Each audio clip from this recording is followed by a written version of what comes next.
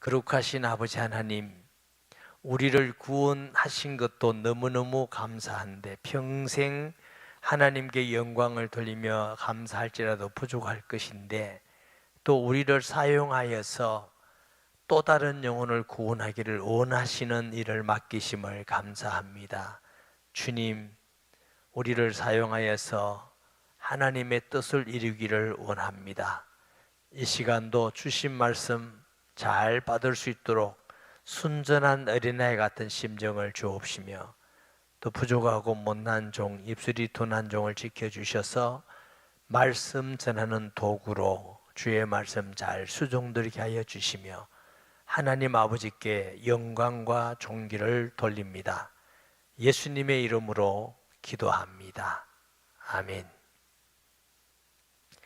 코람데오라는 말 알죠? 코람데오. 부산에 있는 모 대학의 교훈입니다. 하나님 앞에서라는 라틴어입니다. 하나님 앞에서. 그 말이 무슨 뜻이냐면은 모든 일을 할 때 하나님 앞에서 있는 같이 하라는 것입니다. 예배도 하나님 앞에 예배드리고, 기도도 예약드리고, 직장에서 삶 살 때도 사람들의 눈치를 많이 보잖아요. 근데 그 사람이 없으면 자기 마음대로 했다가 사람이 있으면 잘하는 척하고 열심히 하는 척하고, 이런 게 이제 부패되는 우리 인간의 모습이잖아요. 그런데 코람데오는 사람이 있든지 없든지 아무도 없어도 하나님이 보고 계시는 앞에서 직장 생활도 하고 가정 생활도 하고 그렇게 하라는 겁니다. 특별히 우리가 하나님께 예배 드리는 것과 기도 드리는 것, 하나님 일 하는 사람은 코람데오 해야 될 줄 믿습니다. 근데 기도가 하나님 앞에 진실하지 못하고 입술만 하는 기도를 드리는 사람은 어리석은 사람입니다. 그 왜 어리석은 사람이냐면, 사람한테는 우리가 거짓말하면 뭐 짧은 시간 동안 속일 수가 있습니다. 근데 하나님 앞에는 속일 수가 없습니다. 그러니까 하나님 앞에 신앙은 반드시 진실하고, 기도도 우리의 마음을 담은 기도를 드려야 될 줄 믿습니다. 오늘 본문에 보면은 요하난과 그 무리들이 예레미야를 찾아옵니다. 기도 부탁을 합니다. 당신의 하나님께 기도해서 하나님이 응답을 해주시면 그 응답이 무엇이든지 우리는 그대로 순종하겠습니다. 정말 은혜스러운 것 같잖아요. 그런데 이 무리들의 속마음은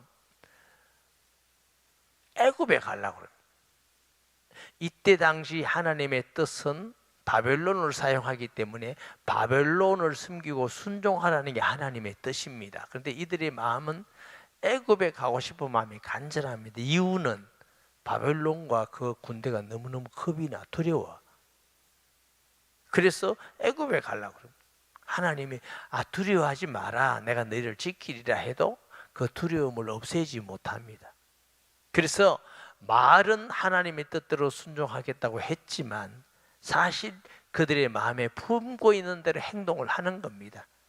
그래서 예레미야가 너 자신을 속인 것이다, 너희들이 재앙이 올 것이다, 이게 본문의 내용입니다. 1절 봅니다. 이에 모든 군대의 지휘관과 가랴의 아들 요하난과 호사야의 아들 여사냐와 백성의 낮은 자로부터 높은 자까지 다 나와 선지자 예레미야에게 이르되, 당신은 우리의 탄원을 듣고 이 남아있는 모든 자를 위하여 당신의 하나님 여호와께 기도해 주소서. 당신이 보는 바와 같이 우리는 많은 사람 중에서 남은 적은 무리니이다. 당신의 하나님 여호와께서 우리가 마땅히 갈 길과 할 일을 보이시기를 원하나이다. 이게 예레미야에게 와서 하는 말이, 우리 하나님께 안 그러고 기도를 부탁하는데 당신의 하나님께, 이 말이 무슨 뜻이죠? 요한한과 이 무리가 예레미야를 볼 때에 예레미야가 고난당한 거 다 봤지 않겠습니까? 그 어려움 가운데, 핍박 가운데에 감옥에 갇히기도 하고 진창에 빠지기도 하고, 그런 가운데에도 예레미야가 예언한 모든 예언대로 다 이루어졌어요.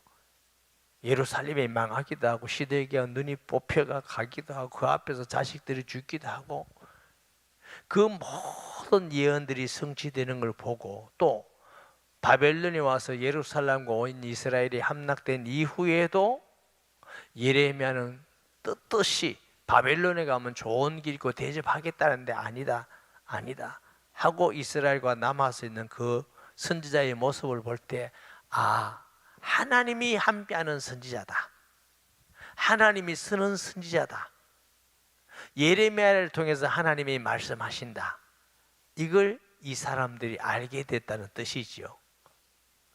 그런데 그럼 자기들은 뭡니까? 예레미야가 가서 우리 하나님 이렇게 해야 될 건데 당신의 하나님 여호와께서, 굉장히 거리를 두고 있는 말이지요. 예레미야는 이들의 부탁을 듣고 뭐라고 얘기하냐면 보세요. 4절에 선지자 예레미야가 그들에게 이르되 내가 너희 말을 들은즉 너희 말대로 너희 하나님 여호와께 기도하고 무릇 여호와께서 너희에게 응답하시는 것을 숨김이 없이 너희에게 말하리라. 근데 예레미야는 이들에게 또 말하기를 너희 하나님께 기도하고,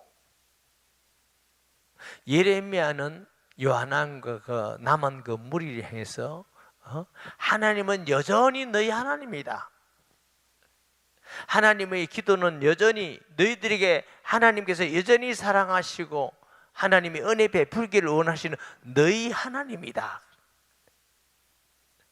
이들이 하나님 말씀대로 하지 않은 자기들의 죄악을 생각해 볼 때에 하나님 우리를 버리시는 거 아닌가, 우리 하나님이 사랑하지 않는 거 아닌가, 막 이런 불신앙적인 생각이 많이 들었다고 생각이 듭니다. 그래서 그들이 여전히 너희 하나님께서 응답하실 것이다. 때로는 우리가 부족하지만 예수 믿는 우리를 하나님은 버릴 수가 없습니다. 왜? 버릴 수가 없는 하나님의 자녀된 줄 믿습니다. 때로는 부족하지만 기다려 주시고 너무 안 들어올 때 채찍질 하시기도 하지만 그러나 버리지는 않습니다. 주님이 책임져 주시는 줄 믿습니다. 5절에 그들이 예레미야에게 이르되 우리가 당신의 하나님 여호와께서 당신을 보내사 우리에게 이르시는 모든 말씀대로 행하리이다. 여호와께서는 우리 가운데 진실하고 성실한 증인이 되시옵소서.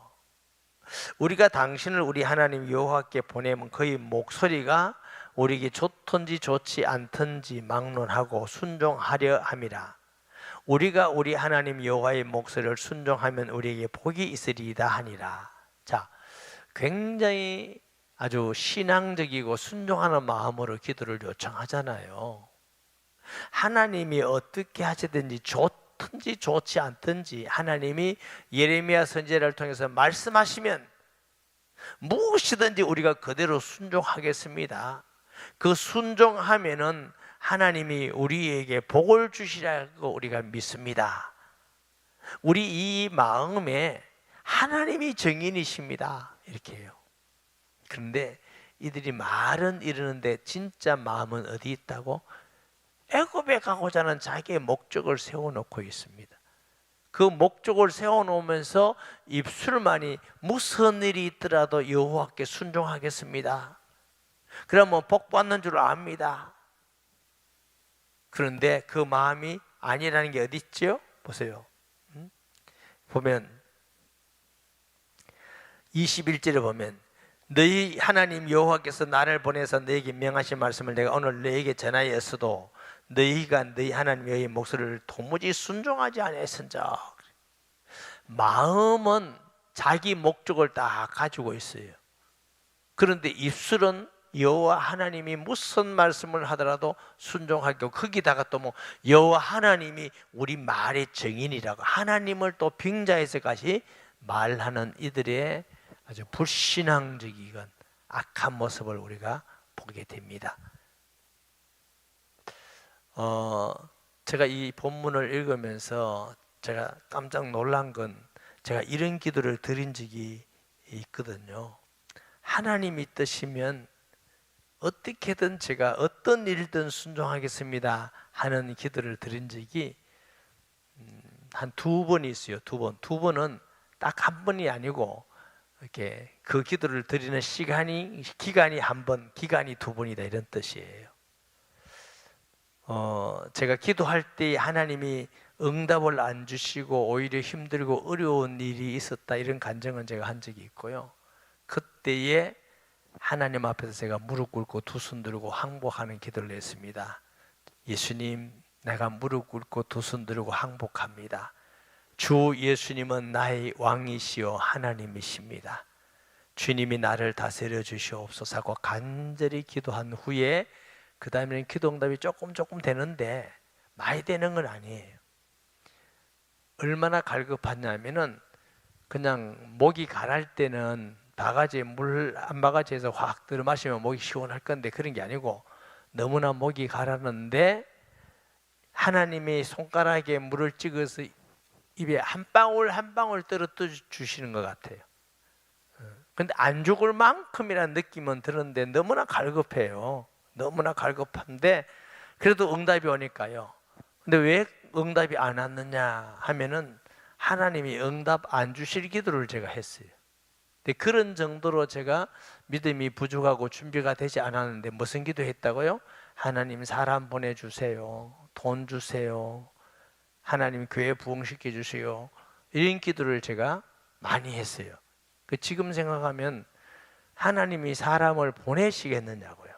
왜냐하면 저는 10살쯤 되는 아이와 같은데 자꾸 하나님이 사람을 보내주면 내가 양육 잘하겠습니다 하는데 하나님 보낼 수 있겠어요? 보낼 수가 없죠. 그리고 돈 주시면 예배당 크게 해서 멋지게 하면 사람들이 많이 오게 될 것 같으니까 돈 주세요 그런데 하나님이 응답을 안 주셔요. 너무 힘들고 어려워서 너무 힘들고 어려우니까 그 다음에 하는 게 뭐냐? 하나님 그러면 죽이든지 살리든지 무엇을 하더라도 막 내가 그냥 따라가겠습니다.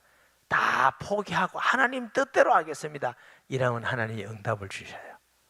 그럼 이제 그 응답 받으면 조금 살만해. 그럼 또 갈급해.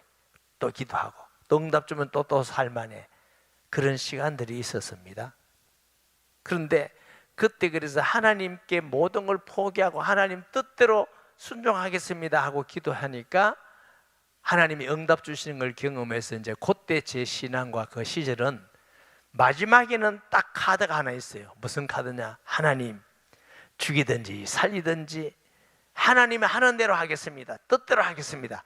이 기도하면 하나님도 응답을 좀 주시고 이렇게 했어요. 이런 시간이 있은 적이 있어요.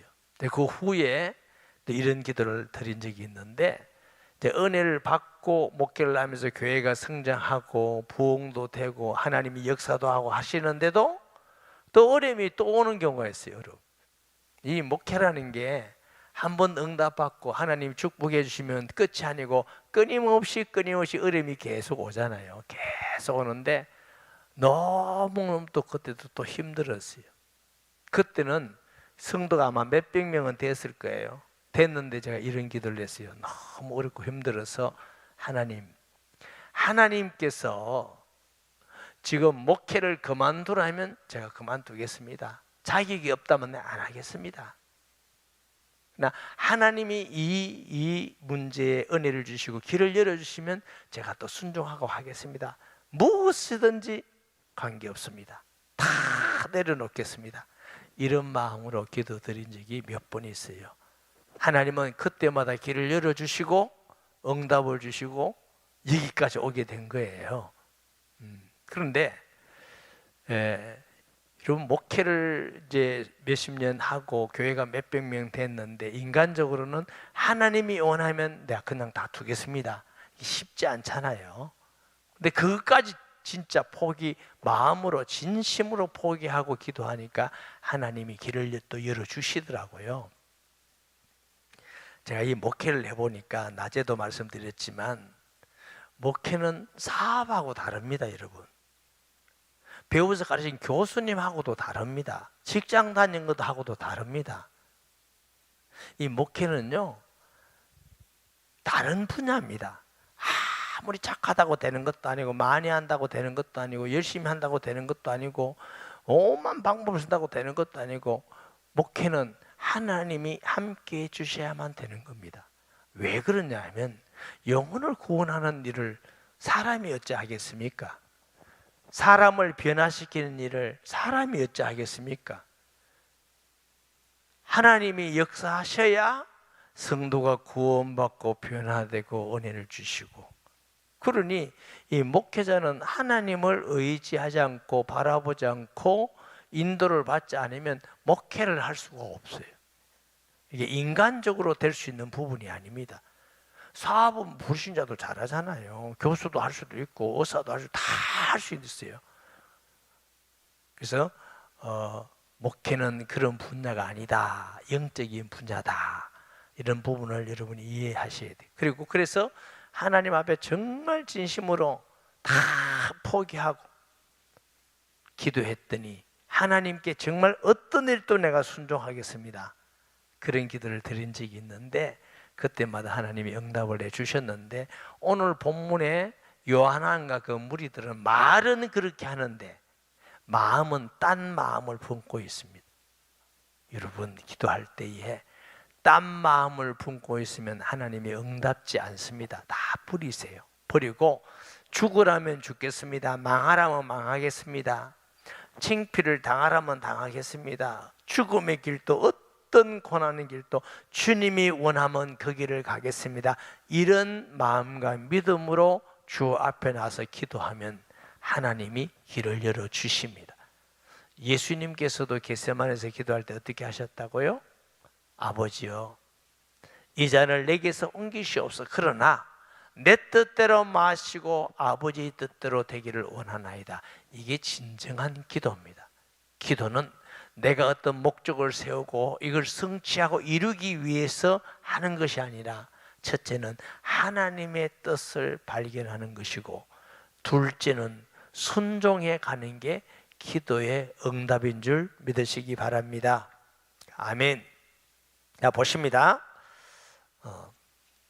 그 다음에 7절 봅니다. 10일 후에 여호와의 말씀이 예레미야에게 임하니. 왜 하나님께서 응답을 예레미야에게 금방 주시지 않고 10일이나 주셨을까? 뭐 성경에 왜 10일 주셨다 이런 게 없으니까, 하나님께서 이들에게 진실된 마음으로 돌이키기를 기다린 시간이 아닌가. 이들의 마음은 딴 게가 있다니까. 이미 마음은 애굽으로 가려고 지금 다 마음 정해놓고 있는데, 그래 놓고 예레미야에게 하나님이 어떻게 하든지 좋든 나쁘든지 우리가 순종하겠다.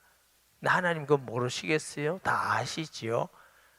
그렇게 말했으니까 그들이 회개하고 정말 진심으로 돌이켜서 하나님 말씀에 순종하는 마음으로 변화되도록 기다리는 시간이 아닌가, 이런 생각을 해보게 됩니다.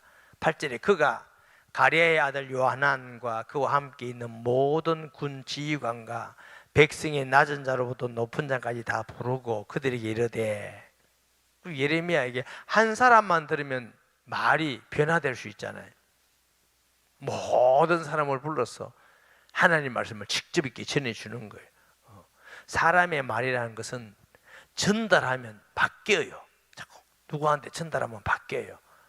그래서 아마 예레미야가 모든 사람에게 하나님이 주신 응답을 직접 그들에게 전해서 전하기 위해서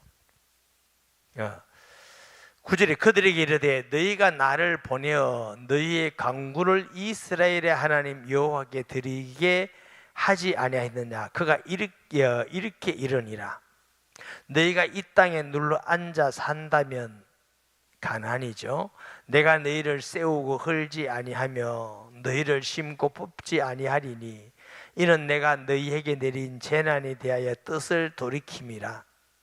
여호와의 말씀이라. 너희는 너희가 두려워하는 바벨론의 왕을 겁내지 말라.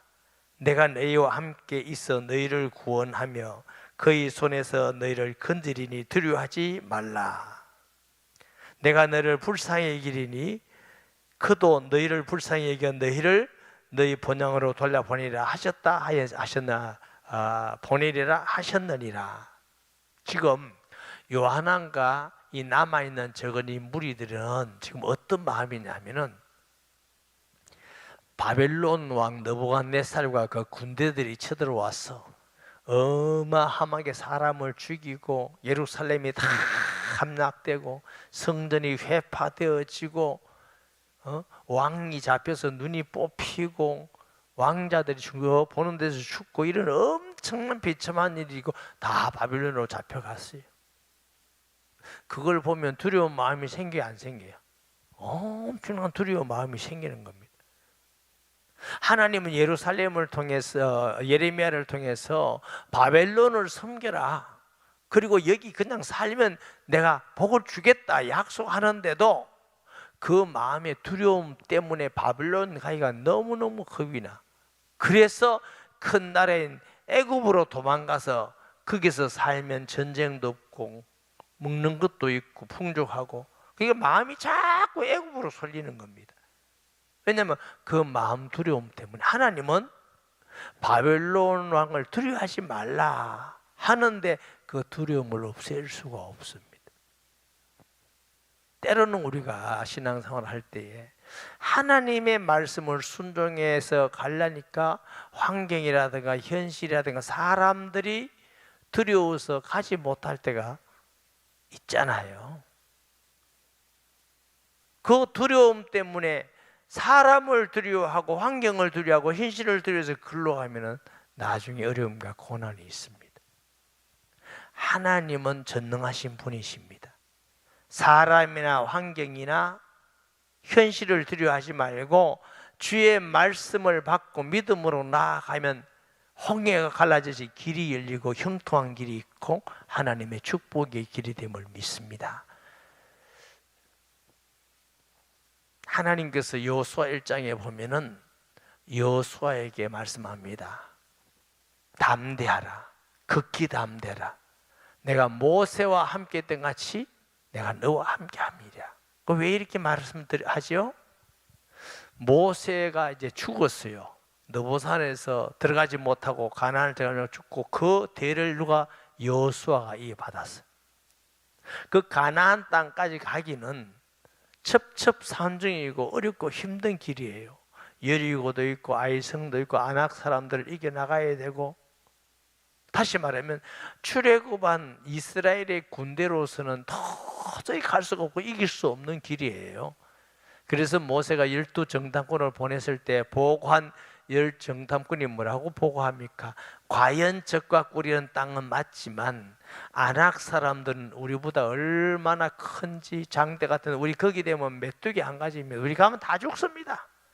그 말을 듣고 벌벌벌 이스라엘 사람이 다 떨었잖아요. 간담이 녹았잖아요. 여호수아와 갈렙이 가서 맞습니다만 저들을 하나님이 우리에게 주신다 했으니까 갑시다. 저들은 우리 밥입니다. 그 두 사람이 믿음의 고백을 하고 갔더니 다 밥이 되도록 주신 거거든요. 그러니 이스라엘 사람들이 얼마나 두려움이 있겠습니까? 또 두려움은 이제 원망 나오는 거거든. 왜 여기까지 와서 우리를 죽이느냐고. 그러니까 하나님께서 여호수아에게 강하라, 담대하라, 두려워하지 마라, 내가 너와 함께 하겠다. 그래서 그 여호수아가 여호와 하나님이 함께함을 믿고 담대하여 순종해 가서 적과 꿀이 흐르는 땅을 얻은 줄 믿습니다. 우리 삶 속에 두려워하는 마음은 우리를 불신앙하게 만들고 원망하게 만들고, 그 두려워하는 마음을 통해서 사탄이 역사해요. 사탄이 역사하면 자꾸 불신앙이 들어요. 지금 이 사람들의 마음속에는 두려운 마음이 가득해요. 바벨론의 어마어마한 그 군대, 전쟁에 죽고 피비린내 나고 사람들이 잡혀가고 그 생활 때 그거 잊을 수가 있겠어요? 눈에 왔다 갔다 합니다. 그러니 하나님은 예레미야를 통해서 여기 땅에 있으라, 내가 지켜주겠다, 보호해주겠다, 풍족하게 주겠다, 두려워하지 말라 이래도 그 하나님보다 두려움을 더 믿은 것입니다. 그래서 결국 하나님 말씀을 믿지 않고 두려움을 따라가서 고난과 고통을 받는 모습을 우리가 보게 됩니다.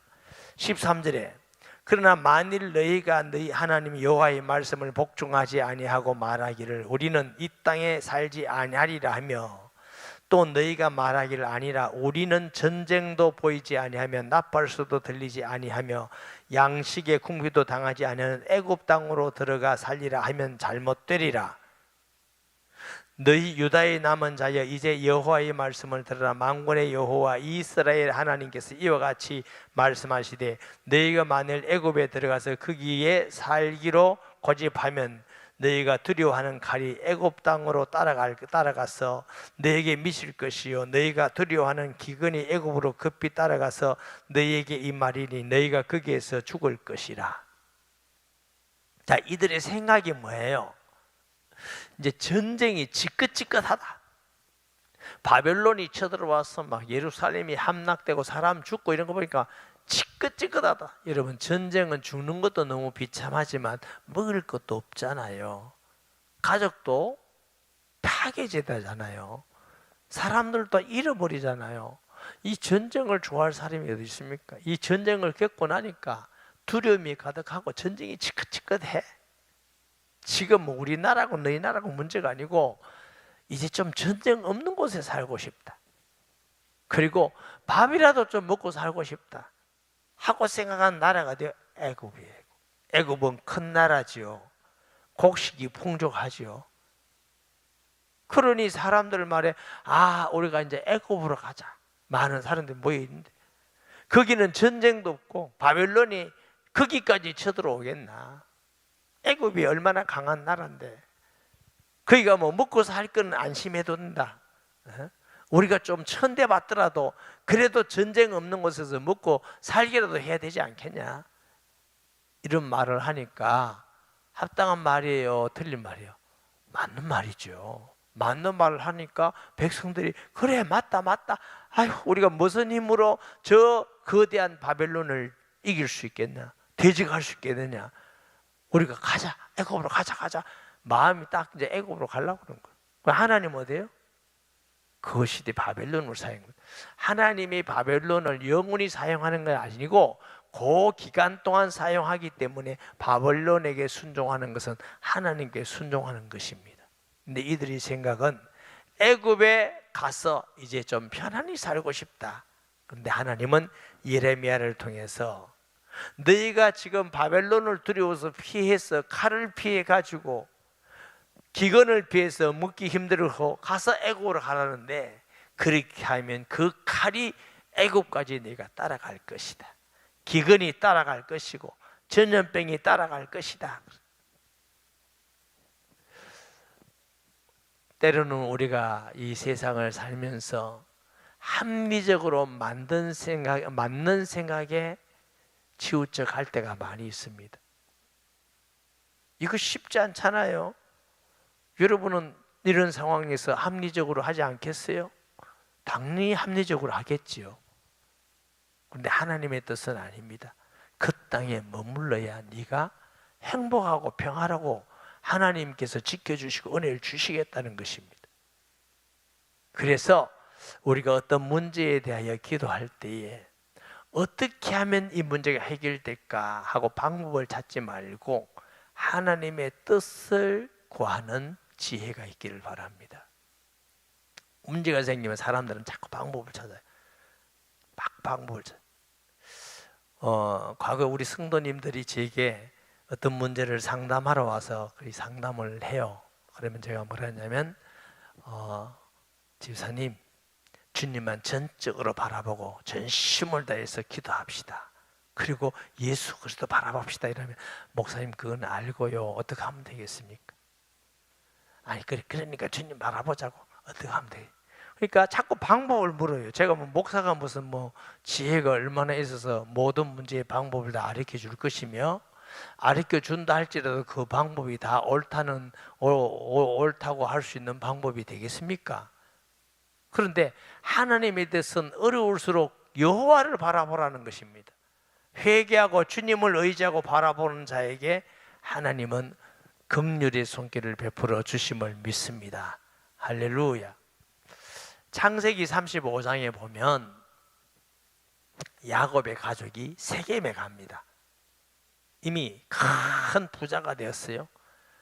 세겜에 갔는데 딸 디나라는 딸이 있습니다. 이 세겜 이제 새로운 도시에 가고 새로운 동네 가니까 어떤가 하고 구경을 갔어요. 근데 새로운 도시는 위험해서 여자 혼자 나가면 안 되잖아요. 근데 가다가 세겜에 있는 아들들에게 잡혀가가지고 강간을 당했어요. 요즘도 그게 평생 가는 상처인데 그때야 그 얼마나 정말 비참하고 아픈 일입니까? 강간당하고 울며 불며 이제 집에 돌아오니까 왜 그랬냐 하고 하니까 강간당했다. 세겜이 찾아와서 너 딸 우리에게 달라. 강간당했으니까 우리에게 책임지게 결혼시키자. 그러니까 뭐라고 합니까? 우리는 할례 받지 않는 자들과 결혼할 수 없다. 할례를 그럼 우리 할례 다 받을게. 이래서 할례를 다 받았어요. 근데 할례를 받아서 정말 결혼시키려고 그러는 게 아니고 작전이 뭐예요? 할례 받아서 움직이기가 불편할 때 죽이려고 그러는 거예요. 그래가지고 할례 받고 움직이면 할 때 시몬 내외 가서 사람들을 죽여버리잖아요. 죽이니까 그 소모들은 세겜 저기에 가만히 있습니까? 다 일어났는데 저놈의 이방인 놈들이 와가지고 우리를 죽이다니 저놈들 죽여라 하고 다 일어난 거예요. 절대절명의 위기예요. 세겜에 있는 사람 다 일어나서 야곱의 가족 다 죽이려고 일어날 때 하나님이 야곱을 찾아오셔서 베델로 올라가라 그럽니다. 다시 말하면 네가 도망가라 어디 해라 방법을 주신 것이 아니고 네가 잃어버렸던 은혜를 회복해라. 베델에 있는 은혜를 회복해라. 그러니까 번쩍 야곱이 정신이 들어서 가지고 있는 거 다 가져오느라 우상숭배 다 가져오느라 다 땅에 묻습니다. 옷을 갈아입고 다 회개하고 베델로 올라가자. 다시 하나님 앞에 은혜 받으러 올라가는데 성경이 이렇게 말했습니다. 하나님이 그들에게 두려움을 주사 추적하는 자가 없었더라. 성도는 은혜 받아야 사는 겁니다. 세상은 눈에 보이는 현실 같아 보이고 상황 같아 보이지만 영적 싸움입니다. 그래서 주님의 뜻을 따라서 두려워하지 말고 믿음으로 기도하고 순종해 나가야 승리하는 겁니다. 누가 이 세상을 이긴다고요? 믿음이 아니고 세상을 이길 자가 누구겠느냐? 예수 그리스도를 믿는 믿음의 사람이 세상을 이긴다. 악한 사단을 이긴 분은 예수 그리스도밖에 없어요. 그 대장 예수 이름으로 나아가야만 이기는.